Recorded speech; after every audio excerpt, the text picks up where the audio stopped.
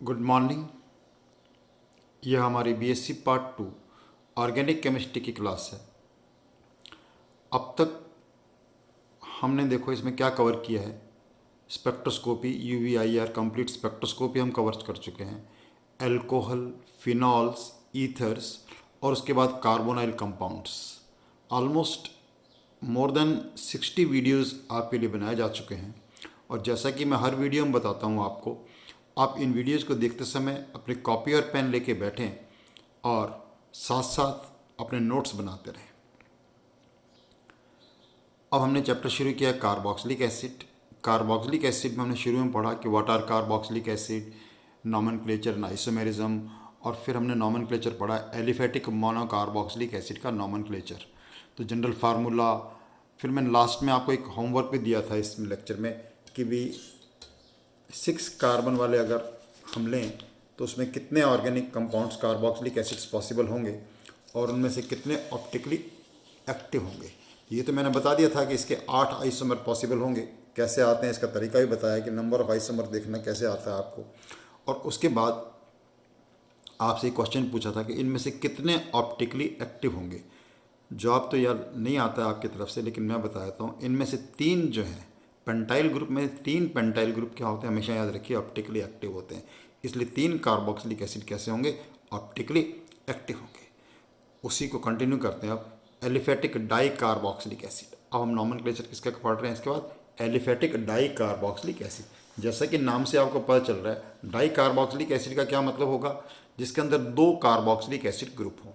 तो सबसे important question मैं शुरू में समझता हूँ कि इनका जनरल फार्मूला आपको आना चाहिए कि एलिफेटिक डाई कार्बोक्सिलिक एसिड का जनरल फार्मूला क्या होता है। तो इनका जनरल फार्मूला देखिए क्या होगा, CnH2n-2O4। बहुत ही इंपॉर्टेंट है जनरल फार्मूला। देखो CnH2n-2 किसका जनरल फार्मूला होता है, CnH2n-2 जो है किसका जनरल फार्मूला होता है, एल्काइन का। और this it is this general formula of this. ये पूरा का पूरा इतना पोर्शन किसका होता है आपको पता है, एल्काइन। तो कभी कभी हम इसको ऐसे भी लिख सकते हैं, जो एल्काइन का जनरल फार्मूला होता है उसके अंदर आप O4 जोड़ दीजिए। This is general formula of this. दूसरा जो क्वेश्चन हमेशा आपको बताते हैं nomenclature, minimum number of carbon. Minimum number of carbon कितने चाहिए इसके लिए, 2, क्योंकि डाई कार्बोक्सिलिक एसिड है। तो डाई कार्बोक्सिलिक एसिड कभी एक कार्बन का नहीं बन सकता। तो मिनिमम कार्बन कितने चाहिए इसके लिए, 2। ओके, अब इसके एग्जांपल्स। आईयूपीसी नाम का जहाँ तक सवाल है, इनके क्या बोलते हैं, एल्केन डाइओइक एसिड बोलते हैं। लेकिन इनके जो कॉमन नेम है वो बहुत ही इंपॉर्टेंट होते हैं और वो कॉमन नेम आपको आने चाहिए इनके। तो पहले हम लेते हैं 2 कार्बन वाला एग्जाम्पल। 2 कार्बन का सबसे सिंपल जो डाई कार्बोक्सिलिक एसिड बनेगा वो क्या बनेगा, COOH। कभी कभी हम इसको COH होल ट्वाइस भी लिख देते हैं। इसको हम बोलते हैं ऑक्जालिक एसिड। क्या नाम होता है इसका, ऑक्जालिक एसिड। आईयूपीसी मैंने क्या बताया, क्या बोलते हैं, एल्केन डाइओइक एसिड। एल्केन कौन सा, 2 कार्बन का एल्केन। 2 कार्बन का एल्केन क्या होगा, ethane 1,2 dioic acid. Ethane 1,2 dioic acid. चलो नेक्स्ट।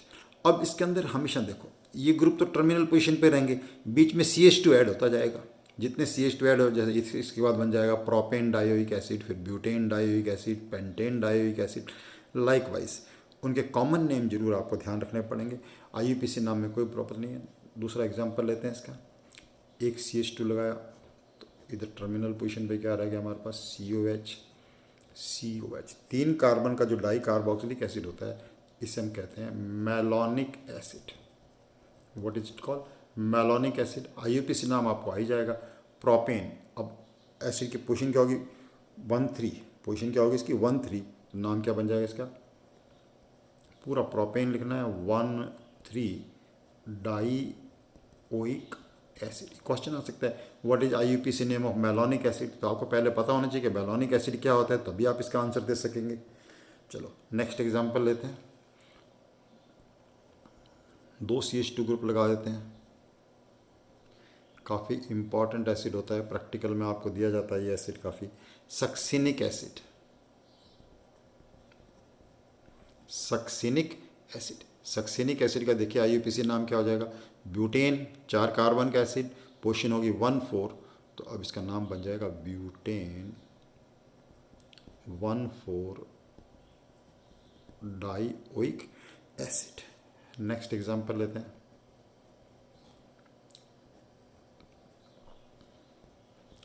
5 कार्बन का डाई कार्बोक्सिलिक एसिड, इसका नाम क्या हो जाएगा? Glutaric acid. Glutaric acid. IUP से नाम अपने आप लिख सकते हैं। देखो पेंटेन, पेंटेन के बाद 1 2 3 4 5 15 डाइओइक एसिड अपने आप लिखिएगा, मैं आपके लिए छोड़ रहा हूँ। Pentane 15 dioic acid. ऐसे ही नेक्स्ट।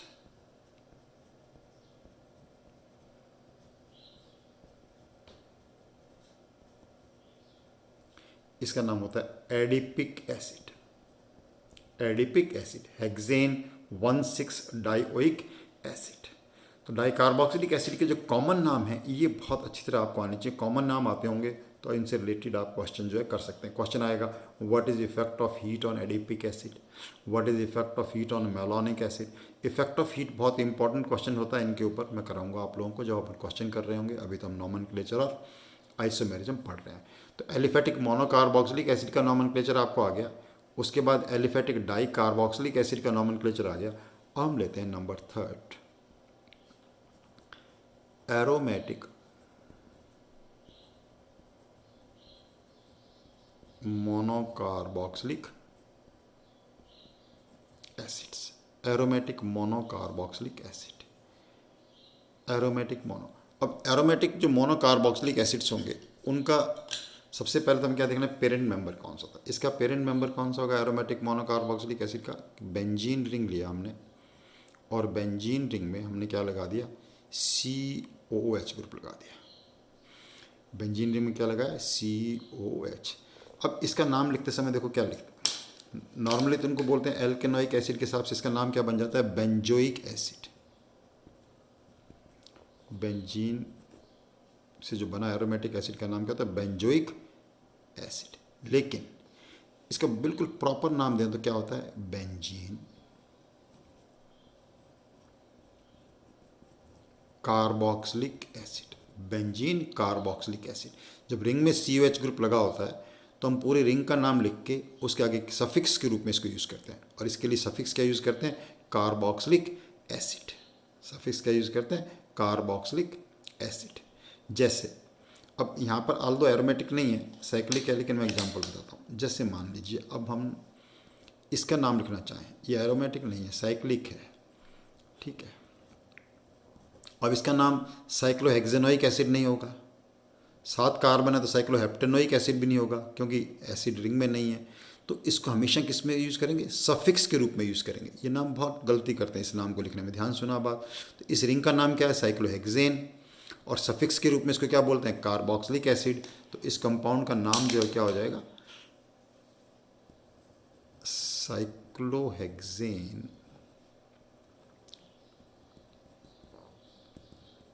Carboxylic acid. ये एरोमेटिक नहीं है, लेकिन मैंने यहाँ पे नॉमेनक्लेचर समझाने के लिए आपको लिखा है सफिक्स का रूप कैसे करते हैं।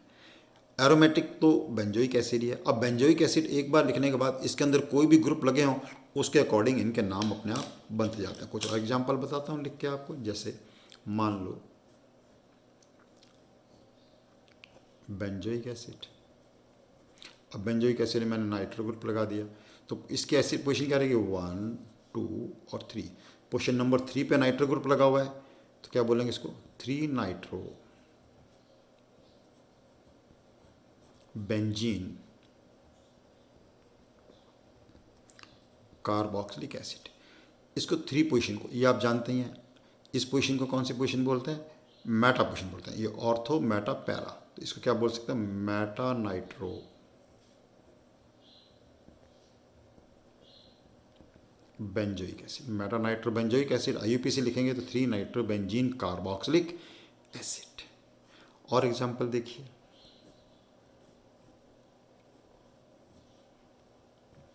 जैसे हमने एसिड ग्रुप लगाया। अब एसिड ग्रुप लगा के यहाँ मैंने लगा दिया मान लो मिथॉक्सी ग्रुप। क्या लगा दिया? मिथॉक्स। तो नाम क्या बन जाएगा इसका? 4 पोजीशन पे क्या आ गया? मिथॉक्सी। 4 मिथॉक्सी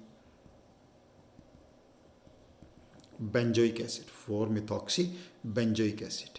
मिथॉक्सी ग्रुप जब लगा होता है पैरा पोजीशन पे, तो पैरा तो पोजीशन का नाम आ गया, क्या बोलते हैं इसको, anisic acid, para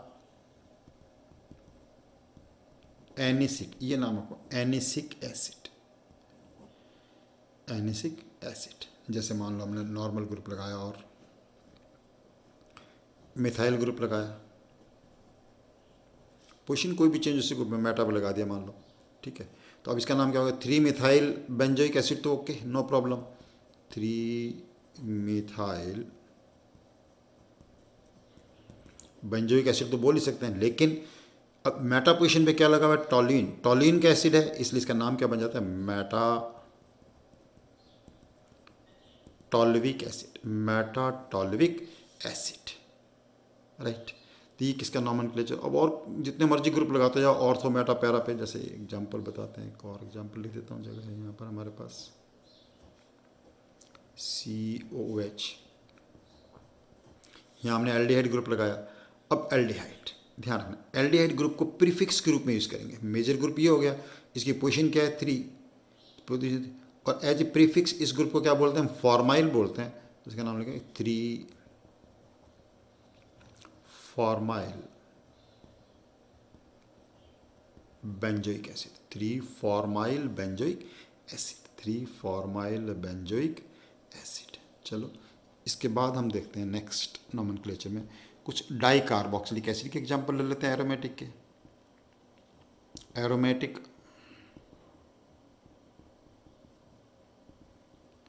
di carboxylic acids, तो मैं पहला क्वेश्चन आपसे ये पूछ रहा हूँ इसमें से कि एरोमेटिक में बेंजीन रिंग में हमें 2 एसिड ग्रुप लगाने हैं। बेंजीन रिंग में हमें कितने एसिड ग्रुप लगाने, 2। अब जब 2 एसिड ग्रुप लगाएंगे, 2 एसिड ग्रुप लगाएंगे बेंजीन रिंग में, तो कितनी पॉसिबिलिटीज़ हो जाएंगी उसकी, कितनी पॉसिबिलिटी हो जाएंगी, केवल 3 ही पॉसिबिलिटी हो सकती हैं।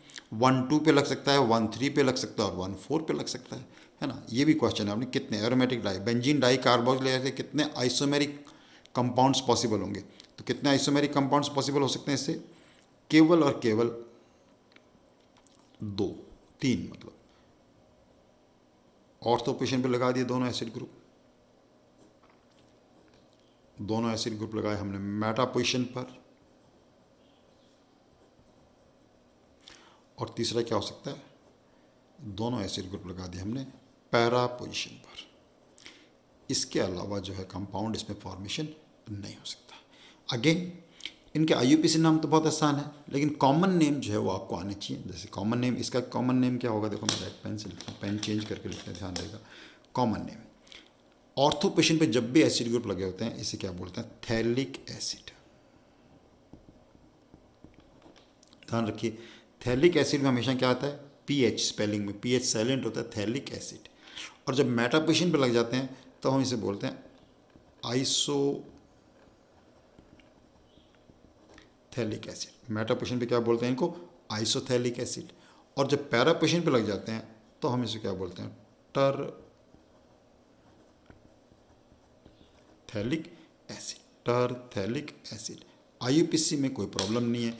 IUPAC में तो हमें पोजीशन देखनी है। जैसे अब इनकी पोजीशन क्या होगी, 1 2, 1 2 पोजीशन पे 2 ग्रुप लगे हुए हैं, तो इसका नाम क्या बन जाएगा, benzene 1 2 die carboxylic acid, benzene 1 2 die carboxylic acid. अब इसी प्रकार इसका नाम क्या बन जाएगा, अपने आप लिखिएगा आप, बेंजीन, ये पोजीशन है 1 और ये पोजीशन होगी 3, benzene 1 3 die carboxylic acid 1 4, benzene 1 4 die carboxylic acid. जब भी हम चैप्टर शुरू करते हैं, नॉमेनक्लेचर और आइसोमेरिज्म की बहुत ही इंपॉर्टेंस होती है, इसलिए आप इनको अच्छी तरह करें, क्योंकि जो स्मॉल क्वेश्चंस आपको आएंगे वो इसमें से बन सकते हैं। नंबर ऑफ आइसोमर कितने होंगे, किसी का IUPAC नाम, डाई कार्बोक्सिलिक एसिड का IUPAC नाम पूछ लिया, लाइक दैट। इसके बाद देखो हम क्या करते हैं इसके अंदर, नेक्स्ट इज बहुत इंपॉर्टेंट पॉइंट होता है, structure of carboxylic acid group. Next heading डाल दीजिए आप इसके अंदर,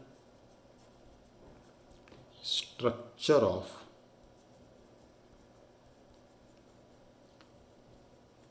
कार्बोक्सिल ग्रुप।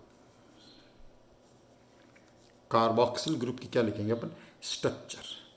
अब पहला पॉइंट तो आपको क्या नोट करना है इसके अंदर कि COOH group is a planar structure. ये बहुत इंपॉर्टेंट है, आप ध्यान रखेंगे। Is a planar structure. C H group कैसी स्ट्रक्चर है? समतलीय स्ट्रक्चर है, एक ही तल में एटम्स इसके अंदर रहते हैं। इसका मतलब क्या हो गया कि कार्बोक्सिल कार्बन और दोनों जो ऑक्सीजन है, that is carbon and both oxygen are sp2 hybridised. Different है। कार्बोक्सिल कार्बन और दोनों के दोनों जो ऑक्सीजन है उनकी हाइब्रिडाइज स्टेट कौन सी है? sp2 हाइब्रिडाइज्ड है। ठीक है। अब sp2 हाइब्रिड ऑर्बिटल जो हैं वो क्या करेंगे? हाइब्रिड ऑर्बिटल तो स्केलेटन बनाने में काम आ जाएंगे। कार्बोक्सिल कार्बन और ऑक्सीजन दोनों पे क्या बच जाएगा? अनहाइब्रिड परपेंडिकुलर p ऑर्बिटल बच जाएगा, जिससे कि हमारे पास क्या बन जाएंगे?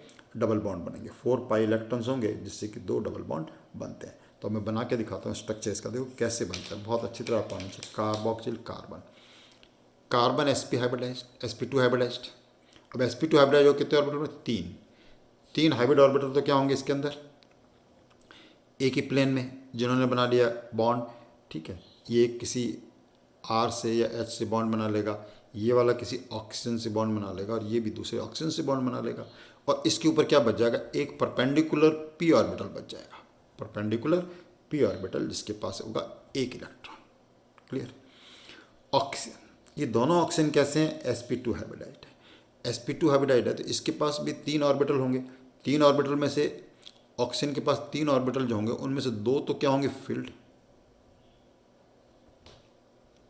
2 ऑर्बिटल तो क्या होंगे इसमें से? फील्ड ऑर्बिटल होंगे। और एक के पास क्या होगा? परपेंडिकुलर p ऑर्बिटल, जिसके पास एक इलेक्ट्रॉन होगा। सिमिलरली जो दूसरा ऑक्सीजन है तो sp2 हाइब्रिडाइड, लेकिन आपको पता है हाइब्रिड ऑर्बिटल्स जो हैं स्ट्रक्चर के अकॉर्डिंग अरेंज करते हैं। इनके पास क्या होगा? एक हाइब्रिड ऑर्बिटल तो होगा फील्ड, और एक होगा perpendicular p orbital. Perpendicular p orbital एक इलेक्ट्रॉन, और परपेंडिकुलर p ऑर्बिटल क्या होगा? कंप्लीटली फील्ड होगा एक। और एक ने बॉन्ड बना लिया sp2 हाइब्रिड ऑर्बिटल ने, और एक हाइब्रिड ऑर्बिटल जो है sp2 हाइब्रिड हाइड्रोजन से बॉन्ड बना लेगा। तो both oxygens are different but both are sp2 hybridised. अब देखिए, ये वाला जो p ऑर्बिटल है और ये जो p ऑर्बिटल, इसका प्रूफ क्या मिला हमको? Because it is a planar structure, एक तली स्ट्रक्चर है, इसलिए दोनों ऑक्सीजन कैसे हैं? sp2 hybridised. अब इनकी ओवरलैपिंग से देखो, इसकी और इसके साथ ओवरलैपिंग हो सकती है, इसकी और इसके साथ भी ओवरलैपिंग हो सकती है। डन। तो कितने पाई इलेक्ट्रॉन थे हमारे पास? 4 पाई इलेक्ट्रॉन। और 4 पाई इलेक्ट्रॉन से क्या बनता है हमारे पास? With 4 pi electron will get double bond. क्या बन जाएगा हमारे पास? डबल बॉन्ड बन जाएगा। दैट इज, इसका स्ट्रक्चर क्या बन गया? देखिए ध्यान से आप, ये आर था, आर ने कार्बन के साथ बॉन्ड बनाया, कार्बन ने ऑक्सीजन से क्या क्या बना लिया? डबल बॉन्ड बना लिया। ठीक है, और यहाँ पर क्या रह गया? एक O, और यहाँ क्या रह गया? H, और O के पास क्या रह गया? 2 इलेक्ट्रॉन पेयर। इस ऑक्सीजन के पास भी क्या रह गया? 2 इलेक्ट्रॉन पेयर। लेकिन इंपॉर्टेंट जो चीज़ थी कि ये जो एंगल है COO एंगल, दिस एंगल और this angle, they are in one plane and this angle is 120 degree, जिससे हमें पता चलता है कि ये जो तीनों, ये वाला कार्बन और ये दोनों ऑक्सीजन जो है कैसे sp2 हाइब्रिडाइज्ड है। ओके, अब जो कार्बोक्सिलिक एसिड ग्रुप होता है, देखो ये जो ओवरलैपिंग आप होगी, इधर भी डबल बॉन्ड दिखाया, लेकिन डबल बॉन्ड तो एक ही बनाया आपने। ये कारण क्या है? देखिए, कार्बोक्सिलिक एसिड ग्रुप जो है 2 रेजोनेंस स्ट्रक्चर का क्या होता है? हाइब्रिड होता है। कैसे बनाएंगे रेजोनेंस स्ट्रक्चर इनकी? देखिए आप ध्यान से, RC डबल बॉन्ड हो, ये स्ट्रक्चर तो आपको बनाई है मैंने यहाँ पर। लेकिन ये जो डबल बॉन्ड है ये कोई फिक्स नहीं है या इस कार्बन के बीच में हो, इट रिमेन्स डीलोकलाइज्ड। ये कैसे रहता है? डीलोकलाइज्ड। ऐसा हो सकता है कि ये और ये, दिस डबल बॉन्ड, ये H, अब ऐसा कर दिया हमने, इसके ऊपर क्या आ गया? देखिए ध्यान से, ये इलेक्ट्रॉन पेयर यहाँ मूव हुआ, ये इलेक्ट्रॉन पेयर यहाँ मूव हुआ, तो ये इलेक्ट्रॉन पेयर यहाँ मूव हुआ। इससे इसके ऊपर तो कौन सा चार्ज आ गया? Negative charge. ऑक्सीजन पे काउंट करो, 2 2 4 5 इलेक्ट्रॉन रह गए, तो इसके ऊपर कौन सा चार्ज आ गया? Positive charge. ठीक है, अब इसके लिए भी प्रूफ है हमारे पास कि जो इसके लिए क्या एविडेंस है। देखो एविडेंस का मतलब क्या होता है, क्या हमारे पास, हम कैसे कह सकते हैं कि ये है कि जो सी सिंगल बॉन्ड जो ओ है, ठीक है, it is less than normal C single bond O. इसके अंदर जो सी सिंगल बॉन्ड ओ होता है that is approximately 1.36 degree angstrom, जबकि वो होना कितना चाहिए हमारे पास, सिंगल बॉन्ड अगर प्योर हो तो कितना होना चाहिए 1.43 डिग्री एंगस्ट्रॉम, तो बॉन्ड लेंथ कम है। जबकि हम सी डबल बॉन्ड ओ देखें तो डबल बॉन्ड ओ जो होगा it is more than normal C double bond O. C double bond O जो नॉर्मली है वो कितना होता है हमारे पास, इट इज 1.20 होता है, इट इज़ 1.20 एंगस्ट्रॉम। लेकिन जो कार्बन सिलिक का सी डबल बॉन्ड ओ है इट इज़ मोर, तो 1.23 डिग्री एंगस्ट्रॉम। क्या प्रूफ हुआ इसे, देखो ये अच्छी तरह समझो इस पॉइंट को कि ये बॉन्ड प्योर डबल नहीं है और ये बॉन्ड प्योर सिंगल, इसके अंदर डबल बॉन्ड कैरेक्टर हैं और इसके अंदर सिंगल बॉन्ड कैरेक्टर हैं, जो कि हमें रेजोनेंस स्ट्रक्चर से भी क्या हो रहा है, क्लियर हो रहा है। तो ये इसके स्ट्रक्चर के बारे में हमने पढ़ा। ये स्ट्रक्चर का क्वेश्चन बहुत इंपॉर्टेंट होता है कि इसकी स्ट्रक्चर कैसी होगी, हाइब्रिडाइज्ड कैसा है, कैसा प्लेनर है या नहीं है, ये चीज़ें हमें अच्छी तरह आनी चाहिए। इसके बाद हम यहाँ से कंटिन्यू करेंगे कि कार्बोक्सिलिक एसिड के प्रेपरेशन, रिएक्शंस। हालांकि सबसे जो इम्पॉर्टेंट क्वेश्चन होता है कार्बोक्सिलिक एसिड में वो क्या होता है, एसिडिक स्ट्रेंथ ऑफ कार्बोक्सिलिक। अलग अलग कार्बोक्सिलिक एसिड हैं एलिफेटिक, उनके एसिडिक स्ट्रेंथ कंपेयर करना। एरोमेटिक के अंदर अलग अलग कार्बोक्सिलिक एसिड्स हैं और उसके अंदर हमने बेंजोइक एसिड में डिफरेंट ग्रुप लगा रखे हैं, नाइट्रो, मिथाइल, मोनोक्सी, क्लोरो, कोई भी ग्रुप लगा दें ऑर्थो, मेटा, पैरा पे, तो उनके एसिडिक स्ट्रेंथ कंपेयर का क्वेश्चन जो होता है सबसे इम्पॉर्टेंट होता है। Okay, keep doing your work, thank you very much.